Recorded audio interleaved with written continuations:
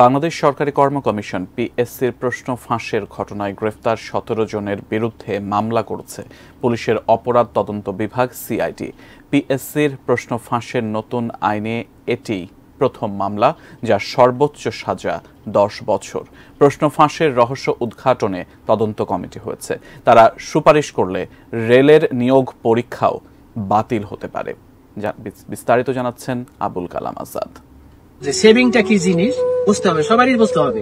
সরকারি কর্ম কমিশন পিএসসির গাড়ি চালক হিসেবে অবসরে যান সৈয়দ আবেদ আলী ওরফে জীবন। জন্মভিটা মাদারীপুরের ডাসারের মানুষের কাছে পরিচয়, তিনি শিল্পপতি। মাত্র ৮ বছর বয়সে ঢাকায় আসেন, গাড়ি চালানো শিখে চাকরি নেন পিএসসিতে।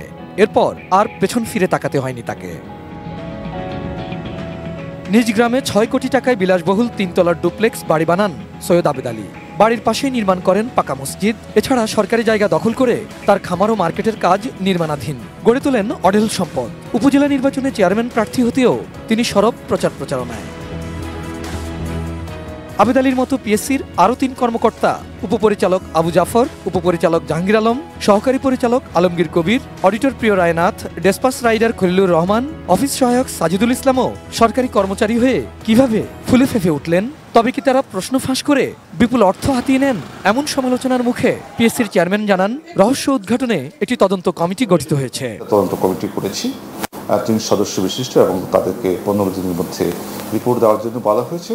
তাদের কার্যপরিধি বলা হয়েছে যে এই প্রতিবেদন বিষয়ে যে বিষয়গুলো বর্ণনা করা হয়েছে সেই বিষয়ে সত্যাসত্য উদ্ঘাটন করা। কমিটি সুপারিশ করলে গত ৫ জুলাই অনুষ্ঠিত রেলওয়ের নিয়োগ পরীক্ষাও বাতিল করা হবে, জানান তিনি। অতীতের যেসব নিয়োগ পরীক্ষা নিয়ে প্রশ্ন উঠেছে সেগুলোর কি হবে, এরও ব্যাখ্যা দেন পিএসসির চেয়ারম্যান।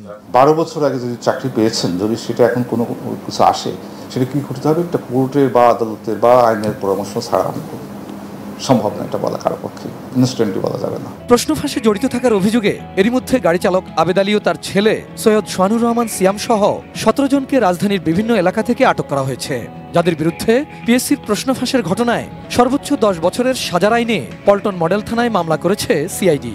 আটক সৈয়দ সোহানুর রহমান সিয়ামকে সোমবার রাতেই অব্যাহতি দিয়েছে ঢাকা মহানগর উত্তর ছাত্রলীগ। প্রশ্ন ফাঁসে যেই টাকা কামাইছি সব খরচ করছি আল্লাহর রাস্তায়। Abul Kalam Azad, ATN news, Dhaka.